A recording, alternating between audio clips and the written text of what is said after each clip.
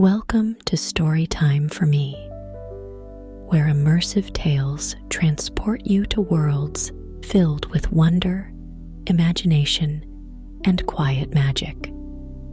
Settle in, relax, and let your mind drift as we step into a story of friendship, discovery, and the courage to carry dreams forward. This is Bridge to Terabithia, a reimagined tale of adventure, wonder, and the lasting power of connection. Follow Jess, a quiet boy with a vivid imagination, and Leslie, a bright, fearless girl, as they create a secret kingdom deep in the woods. Together, they craft a world beyond the ordinary, a place where magic lives in whispers and friendship knows no boundaries. But when fate shifts the ground beneath them, Jess must find the strength to carry their kingdom alone. Through silence and memory, he'll discover that magic never truly fades. It only waits for the heart brave enough to keep it alive. If you enjoy immersive storytelling, be sure to like, subscribe, and hit the notification bell to join us for more heartwarming journeys. Now, close your eyes, take a deep breath, and let the story unfold. The protagonist's world. The wind carried the scent of damp earth and sun-warmed grass as it drifted over the rolling fields. A narrow dirt road cut through the countryside, leading to a weathered farmhouse standing alone against the horizon. Inside, the morning air was filled with clattering dishes and the steady creak of old wooden floors. Jess sat at the kitchen table, tracing circles on the worn wood with his fingertip. His mother moved around him, more a background hum than comfort. Across the table, his younger sisters chattered, laughter that felt distant and foreign. Jess stayed quiet, head down, barely touching his food. School loomed ahead, a place where he felt invisible at best, a target at worst. He longed for something more than monotony, adventure, escape, or simply connection. Outside the window, fields stretched endlessly, promising freedom just out of reach. Beyond the tree line was his refuge, a place where no one expected anything from him. He often ran there, feet pounding against the earth, trying to outrun the weight he carried. He didn't yet know what he was searching for, only that he needed it. A chance encounter. The afternoon sun blazed high, casting long shadows across the field as Jess ran. His feet pounded against the dusty trail, breath sharp in his chest. Running was the only time he felt weightless, faster than worries, quicker than doubts. At the edge of the woods, he heard the soft crunch of leaves that weren't his own. He stopped, heart pounding, eyes scanning the trees. A voice broke through the stillness. "You run fast." Standing between two oaks was a girl, barefoot with tangled hair and curious eyes. "I try," Jess muttered, uncertain. She stepped forward with a grin. "I'm Leslie." Jess hesitated, then replied, "Jess." "This place feels magic," she said, looking around. He shrugged. "It's just the woods." Her smile deepened. "Only if you let it be." Jess didn't know what to say, but he didn't want to leave. A world of their own. The next day, Jess found himself drawn back to the woods without knowing why. At the familiar clearing, he heard humming, light and playful. Leslie sat by the stream, her eyes lighting up when she saw him. "I thought you'd come back." Jess sat beside her, silence between them soft and comfortable. She pointed to a fallen log across the stream. "That's the bridge." He raised an eyebrow. "Bridge to what?" She smiled. "Terabithia." Leslie grabbed his hand and they crossed, each step careful and steady. On the other side, she spread her arms wide. "This is our kingdom." Jess looked around. Ordinary woods, but now they felt different. "Close your eyes," she whispered. He obeyed. She spoke softly. "Imagine the trees are sentries, the rocks, ancient guardians." He opened his eyes, and the world shimmered with possibility. For the first time, he smiled. The kingdom expands. The days that followed blurred into adventure. After school, before chores, whenever they could, Jess and Leslie would meet by the stream, cross the old log, and enter Terabithia. It began with small things, naming trees after ancient kings, declaring rocky outcrops as fortresses, and whispering to birds as royal messengers. But soon, their kingdom grew in depth and detail. They spoke of secret caves deep beneath the forest floor and invisible watchtowers perched in the branches. One afternoon, Leslie brought an old notebook from her bag. The pages were filled with maps, symbols, and scribbled stories. "I started drawing it last night," she said, her eyes shining. "Every kingdom needs its lore." Jess traced his fingers over the drawings, amazed. He'd never met anyone who could make their imagination feel so real. They spent hours crafting legends of brave warriors and wise queens, of enchanted creatures lurking in the shadows, and sacred artifacts hidden just out of reach. But Terabithia was more than stories. It became a safe haven, a place where Jess could speak without fear of judgment, where Leslie listened and never laughed at the things he cared about. One chilly afternoon, as mist hung low over the forest floor, Leslie looked out over their imaginary kingdom.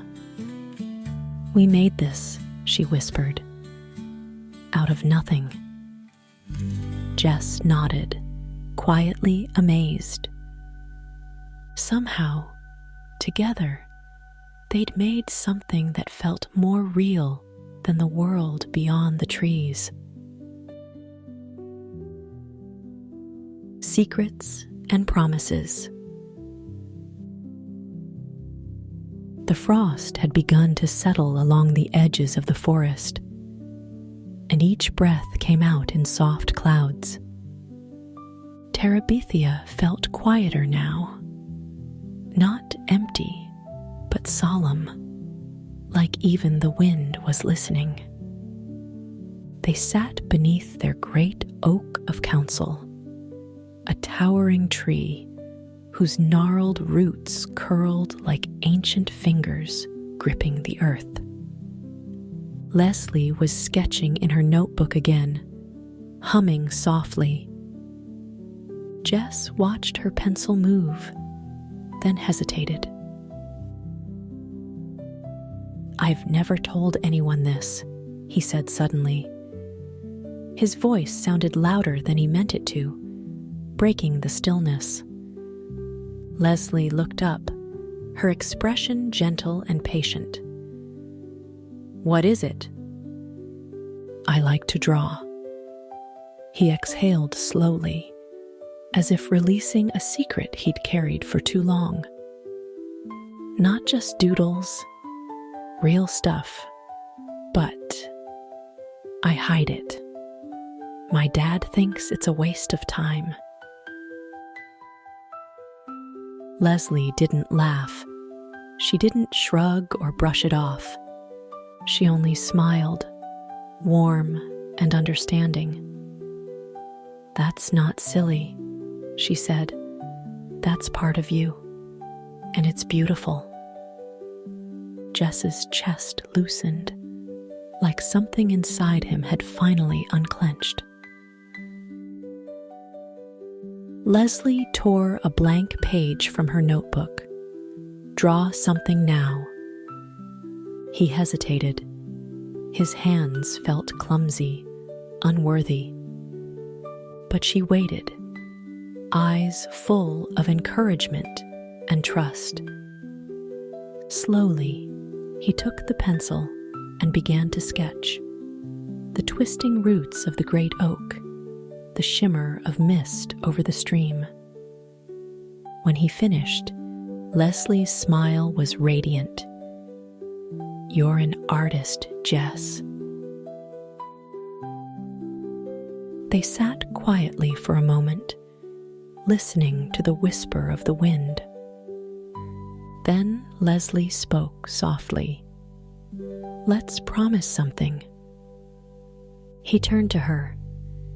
"Whatever happens, wherever we go, Terabithia will always be ours, a place for our stories and for your art." Jess felt the weight of her words settle in his heart, heavy and comforting at once. He nodded.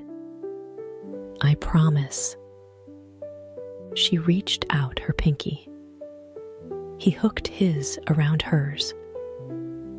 And in that moment, Terabithia wasn't just a place anymore. It was a secret, sacred bond, a world built on trust and wonder, held together by two hearts that had finally found each other. A perfect day. The morning sky was painted in soft blues and golds, the kind of day where the air felt light and every sound carried farther. Jess arrived at the stream early, excitement bubbling in his chest. Today felt different, brighter, lighter, as if the whole world was holding its breath for them. Leslie appeared moments later, wearing an old scarf wrapped loosely around her neck and carrying a picnic basket. "Royal feast," she declared with a grin. They crossed the log with ease, years of balance crammed into weeks of practice.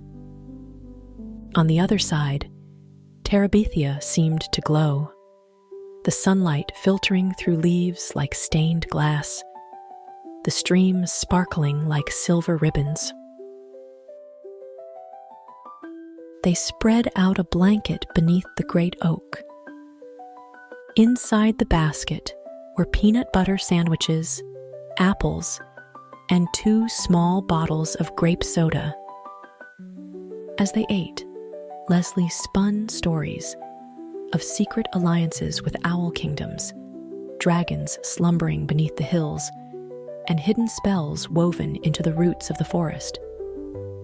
Jess added details now, too, surprising even himself. He imagined enchanted scrolls hidden in hollow trees and warrior mice patrolling the borders. After lunch, they raced through the woods, laughing, breathless. They swung from low branches, made crowns of wildflowers, and lay on their backs watching the clouds, naming each one. A griffin, a galloping unicorn, a mighty fortress. Time seemed to stretch and fold around them. The worries of school, chores, and everything else faded until there was only here, only now. As the sun began to dip, casting golden light through the trees, Leslie looked over at Jess. Her smile was soft, full of contentment. "This is the best day," she whispered.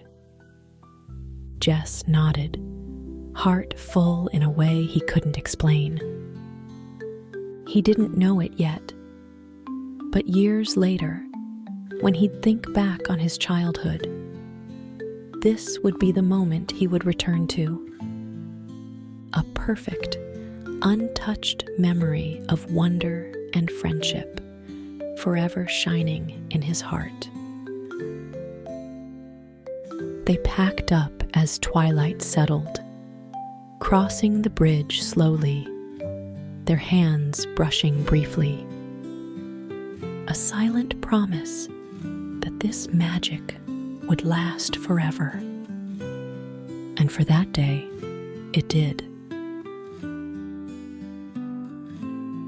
The trials of the kingdom. The days grew colder, and the forest floor crackled with frost beneath their boots. But Terabithia never slept. Leslie arrived one afternoon with a gleam in her eye and a scroll tucked under her arm. "I bring news from the farthest reaches of the realm," she announced, unrolling the parchment with a grand flourish. It was a hand-drawn map, complete with winding rivers, towering mountains, and strange symbols scrawled in the corners. Jess leaned in, captivated. "A dark force is rising beyond the misty hills," Leslie declared dramatically. "It is said that only the bravest of hearts can face the trials ahead." Jess smirked. "You mean us?" "Obviously." She grinned. They set off at once, scrambling over roots and ducking beneath low branches, making their way to the far end of their kingdom, where a shallow ravine marked the edge of their known world. Leslie dubbed it the Abyss of Whispers. Crossing it was the first trial. They found a narrow, icy log bridging the ravine. Jess hesitated, feeling the wind bite at his face and the log tremble beneath him. Leslie went first, arms out for balance, and made it across with a triumphant whoop. When Jess followed, his heart hammered. He could hear his breath loud in his ears, the ground far below. Halfway across, he froze.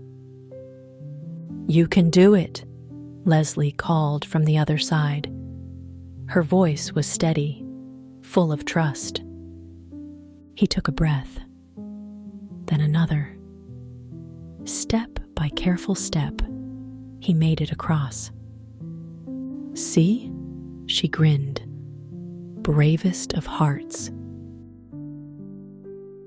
They continued their trials, sneaking past guard beasts, a flock of crows, climbing the Tower of the Wind, a twisted old tree, and retrieving the Stone of Light, a smooth, round pebble glistening with frost. But as they sat at the end of their quest, breathing hard and flushed with triumph, Jess noticed something in Leslie's eyes. A faraway look, a flicker of something he couldn't quite name. "You okay?" he asked softly. She smiled quickly, but it didn't quite reach her eyes. "Yeah, just thinking." The wind rustled the branches overhead, whispering secrets neither of them could understand yet. Reality creeps in. The wind was colder now, biting through coats and scarves as if trying to push them back home. But still, Jess and Leslie met in Terabithia, though sometimes their laughter felt quieter. At school, whispers followed them down hallways. Jess could ignore most of it. He always had. But one day, as they walked side by side toward the bus, he caught words that stuck like burrs. Why's he always hanging out with her? Leslie pretended not to hear, but Jess saw her shoulders stiffen. At home, things weren't much better. His father's moods had turned sharp with the pressure of long work hours and bills piling up. "Daydreaming won't put food on the table, boy," he muttered one night when he caught Jess sketching. Jess shoved his notebook under his bed, heart heavy. Even Terabithia felt colder. The ground was slick with frost, and the stream had frozen along the edges. The log they crossed each day was now rimmed with ice. Leslie suggested building a second crossing. A secret path, she called it, but they never got around to it. One afternoon, they sat under the great oak, both quiet for longer than usual. "Do you ever wonder," Leslie began softly, "if one day we won't come here anymore?" Jess looked at her sharply. "Why would you say that?" She shrugged, but her eyes were far away again. "I guess I just think everything changes." Jess didn't have the words to argue. He just sat there, staring at the frozen stream, wishing he could hold on to this world forever. The shadows lengthened early that day, and when they left Terabithia, neither spoke. A rift between them? The first snowfall came early, dusting the fields and blanketing the woods in silence. But instead of excitement, Jess felt a strange weight in his chest as he trudged toward Terabithia. Leslie wasn't there. He waited beneath the great oak, breath forming soft clouds in the icy air. Minutes passed, then longer. He shifted from foot to foot, growing cold and restless. Maybe she'd just forgotten. But the next day, it happened again. At school, he found her in the library, hunched over a thick book. "You didn't come," he blurted out, trying not to sound hurt, but failing. She looked up, surprised. "Oh, I got caught up reading. I meant to. I just lost track of time." Jess nodded stiffly. She reached for his arm. "I'm sorry. I really am." But something inside him twisted. He didn't know why it mattered so much, but it did. Terabithia wasn't just a game. It was theirs. It was everything. For the first time, he left the library without her. The next few days were awkward. Half-hearted smiles, short conversations, both pretending nothing had changed. But Jess felt it, a space between them where there hadn't been one before. One icy afternoon, he found himself back at the stream alone. He crossed the log slowly, feeling the cold seep into his bones. On the other side, the kingdom felt empty. He sat beneath the great oak, knees drawn to his chest, staring at the frozen branches overhead. He wondered if maybe magic only lasted so long before reality pulled it apart. But just as he was about to leave, a voice broke through the stillness. "I missed you." He turned. Leslie was standing there, cheeks flushed, eyes apologetic. "I didn't forget," she said softly. Sometimes I get scared that it won't always feel this real, and maybe I tried to pull away before it could fade." Jess swallowed hard. "It is real." She nodded, eyes shining. "I know. I just needed to remember." He reached for her hand.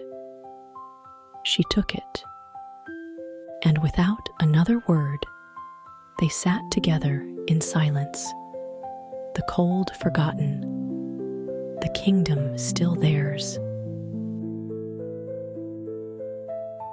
A promise made. The snow had turned the world into something soft and silent, each step muffled as Jess and Leslie returned to Terabithia together. The air was crisp but gentle, the kind of cold that felt fresh instead of biting.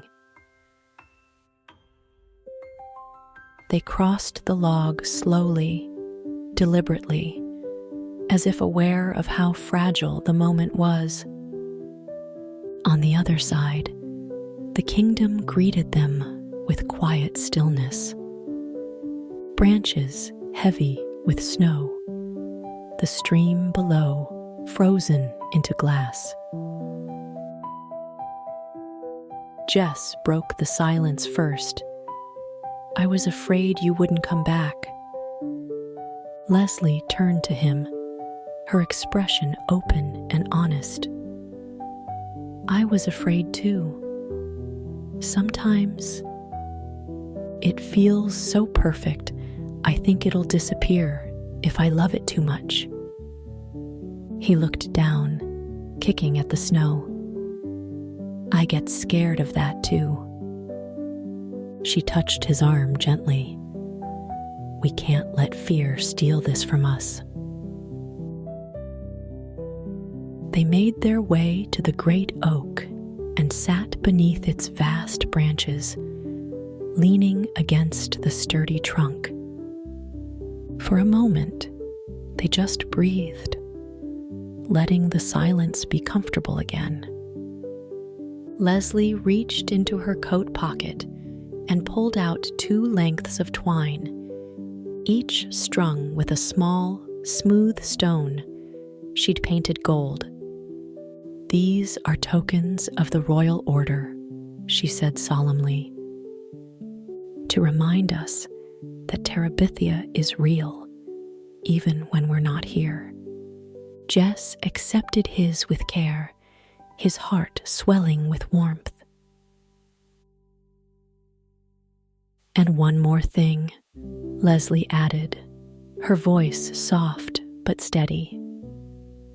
"Let's promise, no matter what happens, no matter how far we go or how much things change, we will always protect this place. We will always keep it alive." Jess swallowed the lump rising in his throat. He reached out his hand, palm up. "I promise." She placed her hand on his, then covered both with her other hand. "I promise too." They sat there, hands stacked between them, feeling the weight and magic of the moment settle deep into their bones. Above them, a bird took flight, scattering snowflakes like falling stars. And for that moment, Terabithia felt more real than ever. Bound by trust, sealed with friendship, and stronger than fear. The last crossing. The forest was soft with fog, the air damp and quiet. Leslie's boots left small prints in the muddy trail as she made her way to the creek, her satchel light on her shoulder. Jess had gone to the city for the day. She imagined him there, eyes wide with wonder, and it made her heart warm. But Terabithia needed its queen. The rope waited, swaying gently in the cold air. The creek below rushed, restless, but not angry, just alive. She set down her bag and brushed her hair back. The rope felt damp in her hands, but familiar. "One quick crossing," she whispered to herself with a smile. She ran, her feet light, her heart even lighter. For a moment, she was flying, weightless, free. A soft pop. The rope slipped in her fingers. She twisted in the air, confused more than afraid, until the water met her with a shock that stole her breath. she surfaced, gasping. "Okay, okay," she whispered, trying to find her footing. The current tugged harder than she expected. Her boots were heavy. Her coat clung to her. She reached for a branch near the edge, her fingers brushing the bark, but slipping.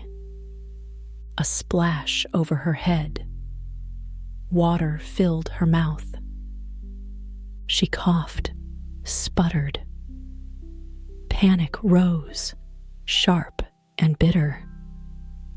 She kicked harder, but she was tired. The water was cold and insistent, pulling her down. For a fleeting second, she thought of the great oak, of Jess's laugh, of the magic they'd made together. "Don't forget," she thought, her chest tightening. "Don't let him forget."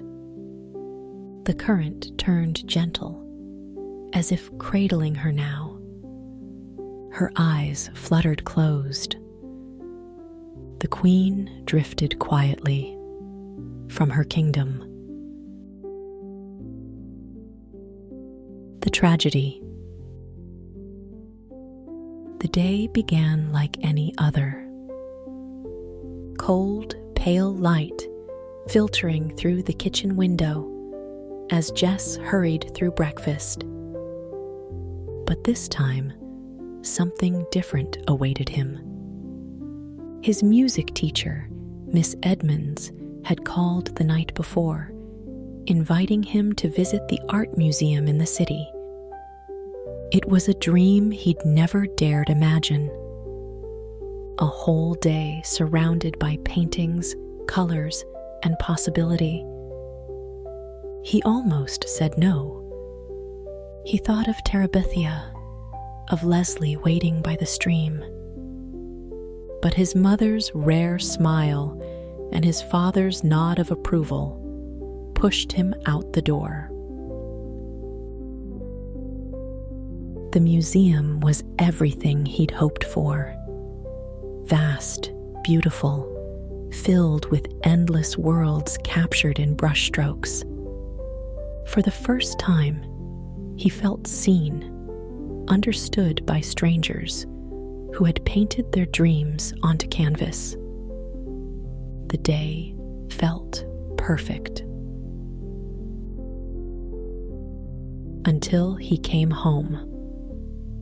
The front door creaked open, and immediately he knew something was wrong. His mother sat at the table, wringing a dish towel between her hands, eyes red and swollen. "Where have you been?" she whispered hoarsely. Jess's smile faded. "At the museum, with Miss Edmonds," she called. But his mother's face crumpled, and the towel fell from her hands. "There's been an accident," she choked out. "The Perkins girl, Leslie."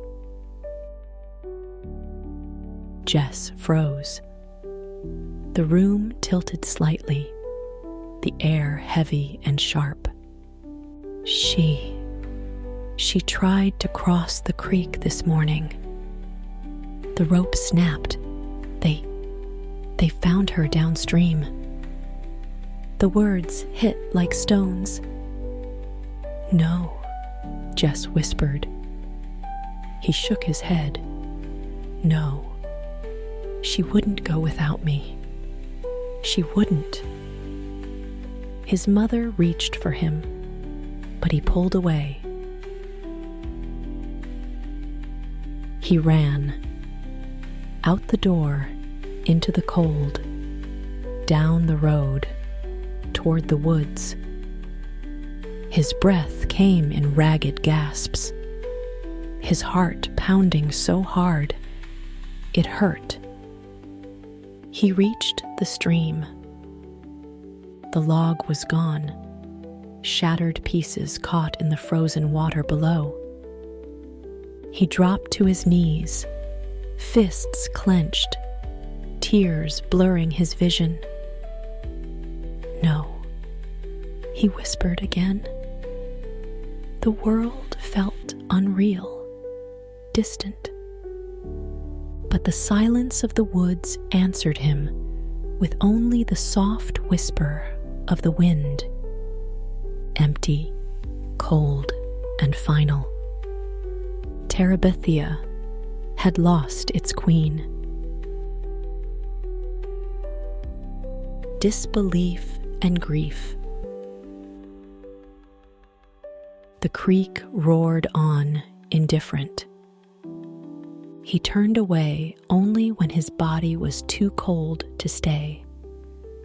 But even as he walked home, he felt her absence trailing behind him like a shadow. Something missing, something hollow, a silence too loud to bear. The creek rushed on, dark and endless, as Jess sat on the cold ground. His knees were pulled to his chest, his hands trembling. The frayed ends of the rope swung gently in the wind, cruel in their silence. He could still picture her, arms outstretched, laughing as she leapt. But the water had taken her, just like that. His breath came in short bursts, raw and shallow. The world around him felt distant, muffled. No birdsong, no whispers of leaves, only the roar of the current, like a voice too loud to ignore. He closed his eyes. Maybe if he sat here long enough, he'd hear her footsteps behind him, playful and light. Maybe she'd nudge his shoulder, teasing him for worrying. But there was only the cold. The sky dimmed slowly. The shadows crept closer, wrapping around him. The ache in his chest grew heavy, suffocating. He pressed his palms against his face. "You said we'd protect it together," he whispered hoarsely. The words vanished into the night. The log was gone. The bridge between them was gone. At last, when the cold became too much and his body trembled uncontrollably, he stood. He took one last look at the water and the swaying rope ends. His heart felt hollow. As he turned and walked back through the woods, each step felt heavier than the last. The silence followed him, not gentle, but weighty and permanent. And with every breath, he understood she wasn't coming back. And finally, as night fell, he whispered back, broken and small, "I'm sorry." The world feels empty. The next morning came, but it felt wrong. Jess woke to the pale light creeping through his window, but the warmth of routine was gone. His chest was heavy before his feet even touched the floor. The world outside continued. Cars on the road, birds calling distantly. But inside, there was only silence. At breakfast, his family spoke in hushed tones. His mother placed a plate in front of him, but he couldn't lift his fork. The scent of food made his stomach twist. His sisters giggled over something meaningless, their voices echoing strangely, far away. School was worse. Leslie's desk sat empty. No whispers, no scribbled notes passed between them. Just an aching, hollow space where her presence should have been. The teacher's eyes flickered toward the empty seat once, then quickly away. At recess, Jess walked to the edge of the playground, his hands in his pockets. The world felt washed out, drained of color. Laughter rang out around him, but none of it reached him. After school, he found himself walking toward the woods without meaning to. He stopped at the edge of the creek, but didn't cross. The rope ends still swung there, mocking, lifeless.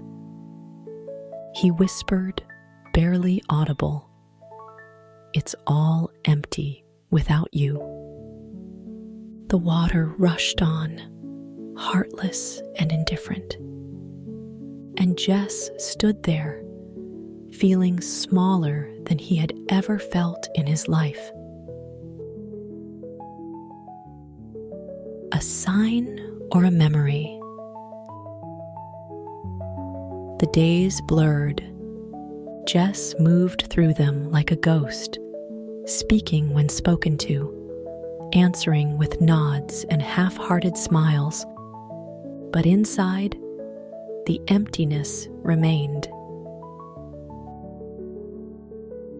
Then, one evening, as the rain pattered softly against the window, he found her notebook. It had slipped between the cushions of the old sofa in the corner of their living room. Forgotten, quiet, waiting.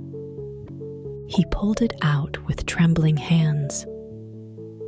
The cover was worn, smudged with fingerprints. Her fingerprints. He sat on the floor, cross-legged, and opened it. Page after page of scribbles, maps of Terabithia, sketches of fantastic creatures, lists of royal decrees they had made up together. His heart ached with every line. And then he found it, a page near the back. "If I'm ever gone, protect the kingdom. It's yours too." Her handwriting was steady and small, as if she had known. Tears finally came, falling onto the page, blurring the ink. He closed the notebook carefully, holding it against his chest. For the first time in days, he felt something stir. A whisper of her voice, a flicker of warmth in the cold. She had left him something more than silence. She had left him a purpose. A journey back. The next morning, Jess woke before dawn. The sky outside was soft gray. The world hushed. He dressed quietly, slipping the notebook into his coat pocket. His heart beat slow and heavy, but each beat felt steady. He walked to the edge of the woods, the cold air sharp in his lungs. For the first time in days, he crossed the creek, not by rope, but by stepping carefully along the stones at the shallow edge. The water hissed around his boots, icy and alive. On the other side, Terabithia waited, still, quiet, empty. Jess took slow steps toward the great oak, the place where they had laughed, planned, and dreamed. He sat down beneath its branches and pulled out the notebook. He opened it and traced her handwriting with his finger. The pages seemed to hum faintly in his hands. The silence didn't feel as heavy here. It felt full. He closed his eyes. The sounds of the forest returned. The rustle of leaves, a bird calling from far off, the soft murmur of the stream. And then, just barely, he heard her voice.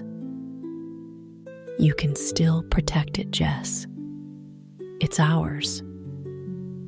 The tears came again, but they didn't feel sharp this time. They felt gentle. He stayed there until the sun broke through the trees, casting golden light over the kingdom. The queen was gone, but the kingdom still stood, and he was not alone. A new purpose. The following days felt lighter, though the sadness remained. It was no longer crushing, more like a soft ache, a memory he carried with him. Jess returned to Terabithia every afternoon, the notebook always in his pocket. He began to speak aloud as he walked through the kingdom, telling stories, making new decrees, imagining what Leslie would say. One afternoon, he brought a piece of wood and a small carving knife his father had given him long ago. He sat beneath the great oak and began to carve, slowly, carefully, shaping a small figure of a queen wearing a crown, standing tall and proud. When he finished, he placed the figure at the base of the tree, nestled between the roots. "You're still here," he whispered, "and I'll keep building it for both of us." He looked around and realized the kingdom wasn't silent anymore. Birds sang, leaves rustled, and the wind carried soft whispers that felt like her laughter. Jess stood, brushing the wood shavings from his coat. He didn't feel quite so heavy. He felt steady, strong. He had a purpose now. The kingdom would live on, not just as a memory, but as something growing, changing, becoming more, because that's what she would have wanted. Passing the torch. Spring came gently, softening the world with new colors and warmth. Jess found himself standing in the kitchen one bright morning, watching his little sister Maybelle struggle to reach the top shelf. She glanced at him shyly, her face hopeful. He smiled. "Come with me." Maybelle followed him down the familiar trail, her small hand slipping into his without hesitation. When they reached the creek, she paused. "It's big," she whispered. Jess nodded, but not too big. He had built a simple wooden plank bridge, sturdy, safe. He held her hand as they crossed together. On the other side, the woods seemed to glow. He led her to the great oak. The carved figure of the queen still sat between the roots, watching over the kingdom. "This is Terabithia," he told her softly. "It's real. It's ours now, and we take care of it." Maybelle's eyes widened with wonder. "I can be part of it?" Jess nodded. "You already are." She ran ahead, laughing, exploring the magic he and Leslie had built, and now he was sharing. He watched her, feeling both the weight and joy of the moment. Leslie would have wanted this. The kingdom wasn't a place for one heart alone. It was a place for wonder, for stories, for those brave enough to believe. The final reflection. Years passed, but Terabithia never faded. Jess often returned, sometimes alone, sometimes with Maybelle by his side. The kingdom had grown. Paths worn smooth from footsteps, new stories carved into the bark of trees, whispers of old adventures carried in the breeze. One late afternoon, with the sun dipping low and the forest bathed in gold, Jess stood beneath the great oak once more. He placed his hand on the carved queen, her surface smooth from years of weather and time. His heart felt full, still tender, but strong. He closed his eyes and spoke softly. "I kept it safe. I told the stories. I made new ones." In the stillness, he could almost hear her laughter echoing through the branches.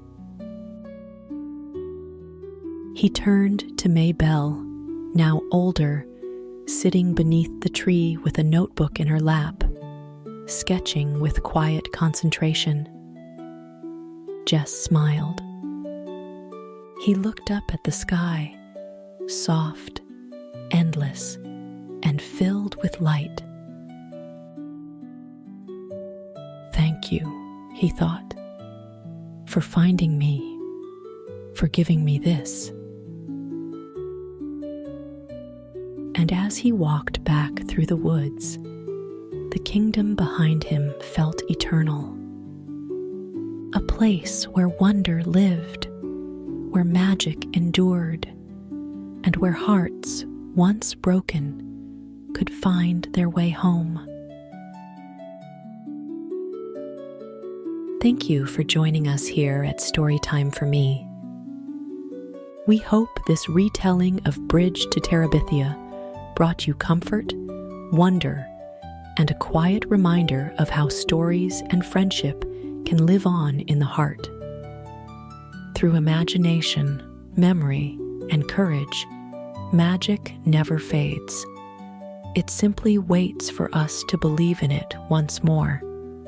If you enjoyed this story, please like, subscribe, and hit the notification bell to stay with us for more heartfelt tales. Until next time, rest well, dream gently, and remember, the magic is always waiting.